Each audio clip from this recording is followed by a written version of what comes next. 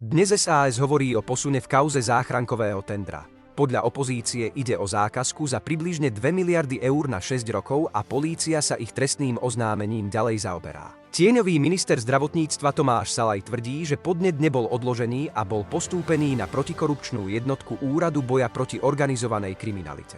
SAS hovorí o množstve pochybností okolo tendra a pripomína aj postup generálnej prokuratúry. Zaznelo, že podala 32 protestov a následne 32 správnych žalôb na ministerstvo zdravotníctva. Bola to súťaž krásy a nie súťaž kvality projektov.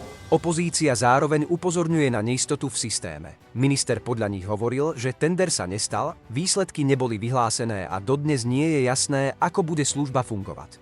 Salaj vyzýva ministra na plnú súčinnosť s vyšetrovateľmi a žiada zverejniť právnu analýzu, o ktorú sa ministerstvo opieralo pri zrušení tendra. Vyzývam pána ministra zdravotníctva na plnú súčinnosť s vyšetrovateľmi.